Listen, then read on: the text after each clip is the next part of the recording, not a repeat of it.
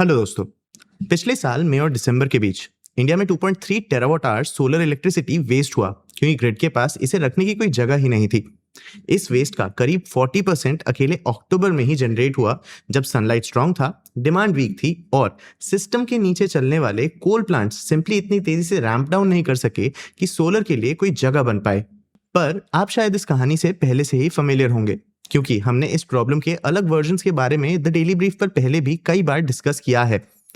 अब इसका obvious response storage build करना है और इंडिया ऐसा करने की कोशिश कर रहा है। इंडिया ने 2026 के पहले 3 महीनों में 4.6 गीगावाट आवर्स का बैटरी स्टोरेज ऐड किया, जो हमने पिछले क्वार्टर में जो मैनेज किया था उससे 9 गुना से भी ज्यादा है, जिससे मार्च तक हमारा cumulative installed base 5.9 gigawatt hours हो गया। ये एक ब्रेक थ्रू जैसा लगता है जब तक आप इसे टारगेट के अगेंस्ट नहीं देखते। सेंट्रल इलेक्ट्रिसिटी अथॉरिटी का मानना है कि इंडिया को 2031-32 तक 236 गीगावाट आवर्स बैटरीज की जरूरत होगी। हमने अपनी पूरी हिस्ट्री में उन बैटरीज का सिर्फ 2% से थोड़ा ज्यादा बिल्ड किया है, जहां तक हम सिर्फ 7 साल में पहुंचने की उम्मीद कर रहे हैं। तो गैप तो बहुत बड़ा है और आप शायद ये भी पहले से जानते थे। पर इससे ज्यादा इंटरेस्टिंग स्टोरी इंजीनियरिंग के अंदर छुपा है, क्योंकि पिछले 18 मंथ्स में जिस तरह का बैटरी इंडिया खरीदता है वो बदल गया है। ग्रिड ने ये पूछना बंद कर दिया है कि हमें कितने मेगावाट ऑफ बैटरीज की जरूरत है, और अब वो ये पूछना शुरू कर रहा है कि हमें कितने घंटे के स्टोर्ड सनशाइन की जरूरत है। आज हम उस शिफ्ट के बारे में ही बात करेंगे। सबसे पहले हम एग्जिस्टिंग बैटरी सिस्टम के बारे में समझेंगे, उसके बाद हम बैटरी सिस्टम्स के चेंजिंग प्राइसेस का इम्पैक्ट समझेंगे, एंड में हम बैटरी सिस्टम के रेवेन्यू से रिलेटेड कुछ चैलेंजेस के बारे में भी समझेंगे। मैं हूं आपका होस्ट देव, आप देख रहे हैं मार्केट्स बाय ज़ीरोधा हिंदी। चलिए शुरू करते हैं। अब बाकी स्टोरी को समझने के पहले आपको एक साथ 2 नंबर्स अपने दिमाग में रखने होंगे। पहला पावर है, जिसे मेगावाट्स में मेजर करते हैं। ये आपको बताता है कि बैटरी किसी भी समय कितनी इलेक्ट्रिसिटी पुश आउट कर सकती है। अब दूसरा एनर्जी है, जिसे मेगावाट आवर्स में मेजर करते हैं। ये आपको बताता है कि खाली होने से पहले ये कब तक चल सकता है। दूसरे को पहले से डिवाइड कीजिए और आपको ड्यूरेशन मिल जाएगा। एग्जाम्पल के लिए, एक बैटरी जो 500 मेगावाट बाय 1000 मेगावाट आवर्स पर रेटेड है, वो 2 घंटे के लिए 500 मेगावाट डिलीवर कर सकती है।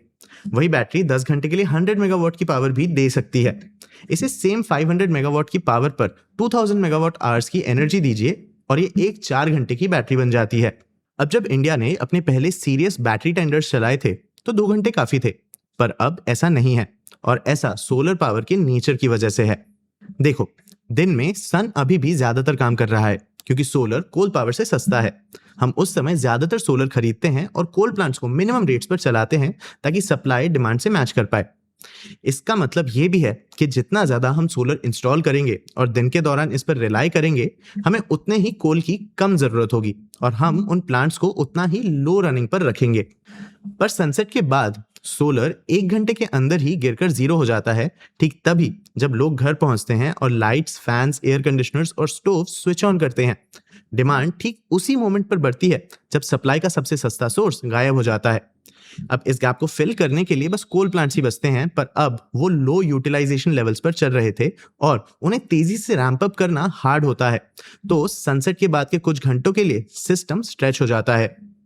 एक 2 घंटे की बैटरी इस प्रॉब्लम को आराम से सॉल्व करती है। ये दिन के दौरान चार्ज होती है जब पावर का सप्लाई हाई होता है और ये चीप भी होता है, और फिर इवनिंग के उस क्रंच पीरियड में खुद को खाली कर लेती है। और इंडिया के कुछ साल पहले के ग्रिड के लिए वो काफी भी था। सोलर तब छोटा था तो इवनिंग क्रंच शॉर्ट और शैलो था, क्योंकि कोल प्लांट शाम को भी बहुत सा बर्डन कैरी कर रहे थे, जिससे सिर्फ एक मॉडेस्ट पीक ही बचती थी। एसईसीआई के लैंडमार्क 2022 टेंडर के पीछे यही थिंकिंग थी, 2 घंटे के लिए 500 मेगावाट्स। पर एक 2 घंटे का बैटरी कभी भी प्रॉब्लम का पूरा सोल्यूशन नहीं था। ये बस पावर डिमांड के पीक को कम करता था, जो सिर्फ शाम के डिमांड सर्ज को कम करता था। अगर शॉर्टफॉल कभी 2 घंटे से ज्यादा लंबा चला तो बैटरी पहले से ही खाली हो चुकी होती, और ऐसा इवेंचुअली हुआ भी। फिर सोलर ग्रो हुआ और प्रॉब्लम ने अपना शेप बदल लिया। हम जितना ज्यादा सोलर पर रिलाई करते थे, उतना ही कम हम कोल पर लीन करते थे, और क्रंच उतना ही लंबा होता गया, जिसका मतलब सिर्फ ये था कि हमें और ज्यादा लंबी बैटरीज की जरूरत होती। अब जब सोलर 100 गीगावाट को क्रॉस कर गया है, इवनिंग पीक एक सिंगल स्पाइक नहीं रहा, ये अब एक एलिवेटेड जोन बन गया है जो विंटर में लगभग 5 पीएम से 11 पीएम और समर में 7 पीएम से मिडनाइट के बाद तक चलता है। एक 2 घंटे की बैटरी उस जोन के सिर्फ सबसे हाई पॉइंट को कम कर सकता है और फिर ये भी खाली हो जाता है। एक 4 घंटे की बैटरी इस प्रॉब्लम के लिए ज्यादा सही होगी। इसलिए FDRE या firm and dispatchable renewable energy नाम का एक piece of jargon energy transition conversations में आने लगा। ये एक तरह का कॉन्ट्रैक्ट है जहां बायर्स सिर्फ ग्रीन यूनिट्स के एक वेग या अननोन एनुअल क्वांटिटी के लिए पे नहीं कर रहे हैं, वो गारंटीड पावर के लिए पे कर रहे हैं जो स्पेसिफिक शेड्यूल्ड आवर्स में डिलीवर हो, जो एक डिस्कॉम की डिमांड से मैच करे। वो प्रॉमिस एक 2 घंटे की बैटरी के साथ पूरा नहीं हो सकता। एक लॉन्गर ड्यूरेशन बैटरी की जरूरत होगी ताकि लेट इवनिंग डिमांड भी मीट हो सके। तो हर FDRE ऑक्शन मैकेनिकली डेवलपर्स को 4 घंटे और उसके आगे की तरफ पुल करता है। शायद इसीलिए पावर फाउंडेशन ऑफ इंडिया और UC बर्कली के एनर्जी सेंटर की एक 2025 स्टडी 2027 के बारे में उस साल जैसे बात करती है जब 4 घंटे की बैटरीज डोमिनेंट डिजाइन ही बन जाएंगी। अब बैटरी ड्यूरेशन को दुगना करने का मतलब होगा कि ज्यादा एनर्जी स्टोर हो रही है और इसीलिए इसे पहले से कॉस्टलियर होना चाहिए, राइट? पर ये पेपर पर सरप्राइजिंगली लगभग सेम कॉस्ट करता है और इसकी वजह समझने के लिए टेंडर डेटा को देखना जरूरी है।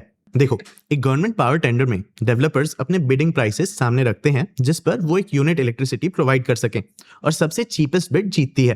तो जब एक developer solar plus storage auction जीतता है तो हेडलाइन नंबर एक सिंगल टैरिफ कॉस्ट होती है जो पैनल्स और बैटरी दोनों को कवर करती है। ये समझने के लिए कि अकेले स्टोरेज की क्या कॉस्ट है, आप एक रीजनेबल सोलर ओनली प्राइस जैसे 2.5 रुपीज पर यूनिट को सब्ट्रैक्ट करते हो और जो बचता है वो स्टोरेज एडर होता है। 2024 के 2 ऑक्शंस हमें ये दिखाते हैं कि स्टोरेज को दुगना करने की क्या कॉस्ट आती है। एक जुलाई 2024 के ऑक्शन ने सोलर को एक 2 घंटे की बैटरी के साथ पेयर किया और इसे 3.41 रुपीज पर यूनिट पर अवार्ड किया गया, जो हमें 0.81 रुपीज पर यूनिट का एक एस्टिमेटेड स्टोरेज एडर देता है। एक दिसंबर 2024 के ऑक्शन ने सोलर को एक 4 घंटे की बैटरी के साथ पेयर किया और 3.52 रुपीज पर क्लियर किया, जिसका मतलब लगभग 1 रुपी का एडर है। मतलब बैटरी डबल करने से भी फाइनल टैरिफ मुश्किल से 0.19 रुपीज पर यूनिट ही बढ़ा। ये cost advantage partially battery prices में एक ब्रूटल कोलैप्स की वजह से पॉसिबल हुआ है। स्टोरेज को सोलर के साथ को-लोकेट करना ताकि वो लैंड और ग्रिड कनेक्शन शेयर करे, और गवर्नमेंट की वायबिलिटी गैप फंडिंग जिसने 2 ट्रांचेस में 43 गीगावाट आवर्स के प्रोजेक्ट्स को सब्सिडाइज किया, इन्होंने भी इसमें मदद की। पर फ्लैट टैरिफ 2 ऐसी चीजों को छुपाता है जो पर यूनिट नंबर्स में नहीं दिखती। पहला, डेवलपर पर स्ट्रेस है। सेम पावर रेटिंग पर एक 4 घंटे का प्रोजेक्ट डबल एनर्जी होल्ड करता है, जिसका मतलब है डबल सेल्स, डबल केपेक्स और इसे वापस अर्न करने के लिए एक ज्यादा लंबा इंतजार। यही वजह है कि इंडिया की टेंडर पाइपलाइन और इसकी एक्चुअल कंस्ट्रक्शन अलग हो गई है। रफली 130 गीगावाट आवर्स के प्रोजेक्ट्स 2025 में अवार्ड किए गए थे, जिसके अगेंस्ट सिर्फ 9 गीगावाट आवर्स के प्रोजेक्ट्स फिजिकली 2026 में स्विच ऑन होने की उम्मीद है। बिडर्स पहले से ही बहुत कम टैरिफ्स पर ऑक्शंस जीतते हैं, फिर एक बड़ा एसेट उन्हें लॉसेस में डाल देता है। दूसरा, खुद सेल्स के लिए एक्स्ट्रा डिमांड है। 4 घंटे के स्टोरेज के हर गीगावाट को उन सेल्स के वॉल्यूम से दुगने की जरूरत होती है जो एक 2 घंटे के सिस्टम के लिए चाहिए होते हैं। मेगावाट नंबर्स के जितना सजेस्ट करते हैं, ये ड्यूरेशन शिफ्ट इंडिया के ऐसे सेल्स बनाने की एबिलिटी पे उससे ज्यादा बड़े बेट्स हैं। और ऐसा तब हो रहा है जब देश अपनी सेल कैपेसिटी को आज के लगभग 13 गीगावाट से बढ़ाकर 2027 तक 100 गीगावाट करने की कोशिश कर रहा है। लॉन्गर ड्यूरेशन स्टोरेज को फाइनेंस करना इसीलिए भी मुश्किल होता है क्योंकि इसे उस रेवेन्यू के साथ रिवॉर्ड नहीं किया जाता जो ये शायद जनरेट कर सकता है। एक बैटरी प्रिंसिपल में एक साथ कई अलग तरीकों से पैसे अर्न कर सकती है। ये चीप मिड डे पावर खरीद सकती है और इसे इवनिंग में हायर प्राइस पर सेल कर सकती है। ये एंसिलरी सर्विस भी सेल कर सकती है जो स्प्लिट सेकंड एडजस्टमेंट होती है, जो ग्रिड की फ्रीक्वेंसी को स्टेडी रखती है। ये उन घंटों के दौरान भी सिंपली स्टैंड बाय पर रहने के लिए भी पैसे अर्न कर सकती है जब ग्रिड में शॉर्टफॉल होने से सबसे ज्यादा चांसेस होते हैं, चाहे ये एक्चुअल में डिस्चार्ज हो या ना हो। अगर आपको ये ऑड लगे तो ज्यादा चिंता मत करो, क्योंकि कोल प्लांट्स भी इसी तरह पैसे कमाते हैं। एक सिंगल बैटरी को इनमें से कई जॉब्स से एक साथ अर्न करने देने को रेवेन्यू स्टैकिंग कहते हैं, पर इंडिया मोस्टली ये अलाउ ही नहीं करता। यहाँ एक स्टोरेज प्रोजेक्ट टिपिकली एक ही इनकम स्ट्रीम पर जीता है, जो SECI या एक स्टेट डिस्ट्रीब्यूशन कंपनी के साथ इसका कॉन्ट्रैक्ट होता है। कोई कैपेसिटी मार्केट नहीं है, मतलब कोई ऐसा मैकेनिज्म नहीं है जो एक बैटरी को स्टैंड बाय पर रहने के लिए पे करे। Time of day price differences कम है, तो आर्बिट्राज के थ्रू पैसे बनाना एक बहुत वाइबल ऑप्शन नहीं है। प्लस चीप और एक्सपेंसिव पावर के बीच का इंट्राडे गैप अपने आप कॉस्ट कवर नहीं करता। तो बैटरी ग्रिड के लिए मल्टीपल काम करती है, पर इसे सिर्फ उनमें से एक के लिए ही पे किया जाता है। एक एनालिसिस के मुताबिक BESS प्रोजेक्ट्स 24 से 70% मार्जिन बनाएंगे अगर ऐसी रेवेन्यू स्टैकिंग को पॉसिबल बनाया जाए, जो बैटरी प्रोजेक्ट्स की वायबिलिटी को वास्टली इंप्रूव भी करेगा। वैसे 4 घंटे की बैटरी भी काफी नहीं है, ये इवनिंग को कवर करता है, पर ये अभी भी दिन के बीच के समय को जेन्युइन नाइट टाइम पावर में बदल नहीं सकता। जैसे जैसे जनरेशन में सोलर का शेयर बढ़ता जा रहा है, टास्क बल्क एनर्जी को 6, 8 या 10 घंटे आगे शिफ्ट करने का हो जाता है। यहाँ मॉडलिंग पे एक और बाउंड्री लगती है। Lithium ion batteries daily discharge के रफली 4 से 6 घंटे तक ही सबसे चीपेस्ट ऑप्शन रहती हैं। उसके आगे इकोनॉमिक्स बदलना शुरू हो जाते हैं और केमिस्ट्री की चॉइस भी। लिथियम आयन पॉपुलर है और ये सस्ता होता जा रहा है, पर इसकी वीकनेस स्ट्रक्चरल है। पावर और एनर्जी सेम सेल के अंदर जुड़े हुए होते हैं, तो आवर्स ऐड करने का एक ही तरीका है कि और कंप्लीट सेल्स खरीदे जाएं। ये 2 या 4 घंटे पर ठीक है, पर उससे ज्यादा के लिए आप एक बड़ा स्टैक ऑफ सेल्स के लिए पे करते हैं, जो दिन में सिर्फ एक बार धीरे डिस्चार्ज होता है।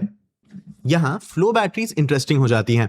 एक फ्लो बैटरी में एनर्जी सॉलिड सेल्स के अंदर स्टोर नहीं होता, ये लिक्विड इलेक्ट्रोलाइट के टैंक्स में स्टोर होता है, जो एक अलग स्टैक के थ्रू पंप की जाती है, जहां एक्चुअल इलेक्ट्रोकेमिस्ट्री होती है। एलिगेंस ये है कि पावर और एनर्जी अलग अलग खींचे जाते हैं। स्टैक पावर सेट करता है और टैंक्स घंटे सेट करते हैं। अगर आप 4 के बजाय 10 घंटे चाहते हैं, तो आप चीप इलेक्ट्रोलाइट और बड़े टैंक्स ऐड कर सकते हैं, जबकि स्टैक को सेम साइज पर रख सकते हैं। तो हर एडिशनल घंटे की कॉस्ट गिरती रहती है, इसलिए फ्लो बैटरी लंबे टाइम विंडोज में काम करता है, और तब नहीं जब सिर्फ 2 से 4 घंटों के लिए इसकी जरूरत हो। पर इसका मतलब ये भी है कि ये 2 से 4 घंटे में आपके लिए कुछ नहीं करेगा। उन ड्यूरेशंस पर जो इंडिया एक्चुअल में खरीद रहा है, फ्लो ज्यादा एक्सपेंसिव और कम एफिशिएंट है, और इसकी कॉस्ट 4 घंटे के लिथियम बैटरी से कई ज्यादा है। यही वजह है कि अभी के लिए इंडिया के पूरे फ्लो स्टोरी में बस कुछ पायलट्स ही हैं। एनटीपीसी के रिसर्च सेंटर में 3 megawatt hours vanadium flow unit और एक 100 मेगावाट आवर्स सिस्टम के लिए हाल ही का टेंडर, जिसका ज्यादातर हिस्सा डेलेक्ट्रिक बिल्ड कर रहा है, जो मीनिंगफुल स्केल और देश की अकेली फ्लो बैटरी बनाने वाली कंपनी है, जिसे हमारे क्लाइमेट फंड रेन मैटर ने रिसेंटली बैक भी किया था। और इस सब के अंडर यही टेंशन है, लिथियम जितना सस्ता होता जाएगा, एक गुड इनफ 4 या 6 घंटे की lithium battery true long duration के जंप को उतना ही डिले करता रहेगा। तो कम होते प्राइसेस शायद इंडिया के स्टोरेज प्रॉब्लम को सॉल्व नहीं कर रही हैं, बल्कि इसे पोस्टपोन कर रही हैं। इंडिया ने आखिरकार बिल्डिंग शुरू कर दी है। प्रॉब्लम यह है कि जिस ड्यूरेशन की इसके ग्रिड को जरूरत है, वो इसके खरीदे बैटरी से एक कदम आगे मूव करती जा रही है। तो आपको क्या लगता है, इंडिया के बैटरी इंडस्ट्री को स्टेबल होने के लिए क्या चाहिए? अपने व्यूज हमें कमेंट सेक्शन में जरूर बताना। आगे आप कौन से टॉपिक्स पे वीडियोस देखना चाहते हो, ये भी हमें कमेंट सेक्शन में जरूर बताना। अगर ये वीडियो आपको इन्फॉर्मेटिव लगा तो इसे लाइक और शेयर जरूर करना। ऐसे ही और वीडियोस के लिए चैनल को सब्सक्राइब भी कर लेना। आज के लिए इतना ही, मिलते हैं अगले वीडियो में।